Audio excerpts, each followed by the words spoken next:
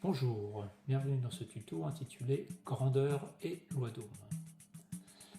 Un petit rappel avec deux grandeurs que nous avons déjà vues. La tension. Le symbole de la tension est grand U. L'unité de la tension est les volts. Le symbole de l'unité, grand V. Qu'est-ce que la tension? Nous pouvons comparer la tension à une chute d'eau, à une cascade. Plus la cascade est haute, plus la pression sera forte. Plus la différence de potentiel est grande, plus la tension sera grande. Voyons maintenant un petit extrait vidéo.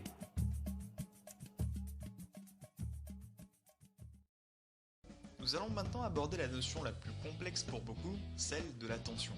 La tension génère le déplacement des électrons. Chaque pôle de notre générateur a son niveau d'énergie potentielle, c'est-à-dire sa réserve d'électrons.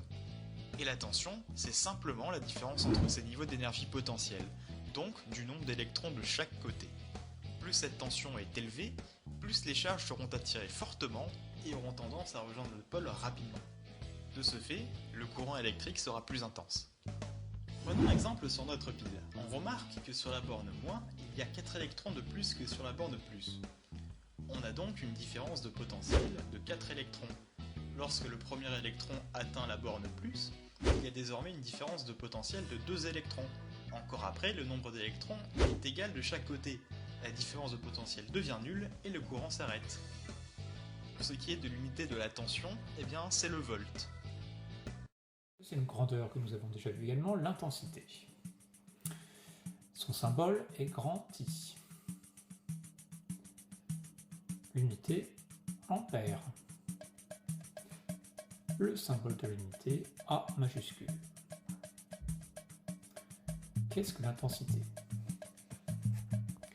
Nous pouvons comparer l'intensité à un barrage. Plus le débit d'eau est important, plus l'intensité est grande. Voyons maintenant un extrait vidéo. Excès de charge négative. En reliant les deux pôles de la pile, le nombre de charges négatives va chercher à s'égaliser de chaque côté, un courant est donc créé. Ces charges négatives sont transportées par ce que l'on appelle des électrons. La quantité d'électrons se déplaçant chaque seconde dans le circuit que l'on appelle plus couramment intensité est mesurée en ampères de par son créateur André-Marie Ampère. Troisième grandeur que nous allons voir maintenant, la résistance. Son symbole est grand R. Son unité, l'ohm, OHM. Et le symbole, la lettre grecque oméga, un U à l'envers, sur de fer à cheval à l'envers. Qu'est-ce que la résistance? Nous allons voir maintenant un extrait vidéo qui va nous l'expliquer. Chaque matériau a sa résistance avec pour l'unité l'ohm. Plus sa résistance est faible, au mieux le courant passera. Et c'est avec cela que l'on va pouvoir déterminer le nombre d'ampères passant dans un circuit électrique.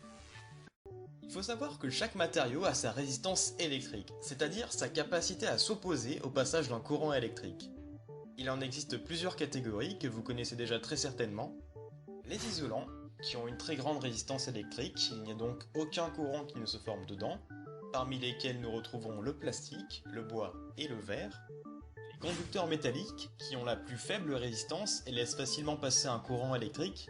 Les trois meilleurs sont le cuivre, l'argent et l'or. Les semi-conducteurs sont assez particuliers. Ils sont un mixte entre isolant et conducteur. Ils laissent passer un courant électrique selon certaines conditions. Et c'est d'ailleurs avec cette propriété qu'ils sont très utilisés dans une grande majorité des composants électroniques. Parmi eux, les plus connus sont le diamant, le silicium et le germanium. Ces trois grandeurs sont reliées par la loi d'Ohm.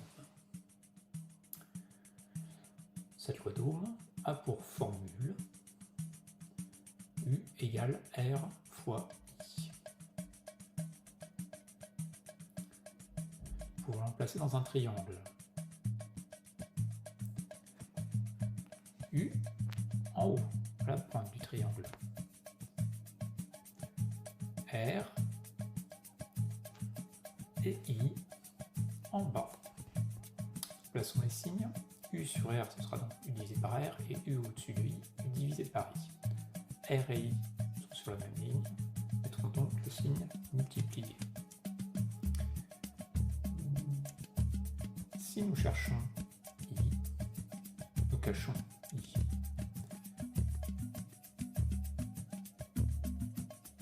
I va donc être égal à U divisé par R.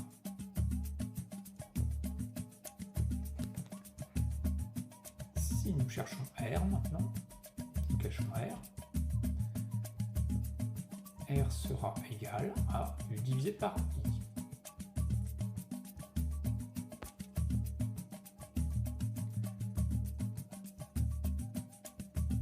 En synthèse, le tableau avec les grandeurs et la formule de la loi d'Ohm. Un exemple d'application de la loi d'Ohm.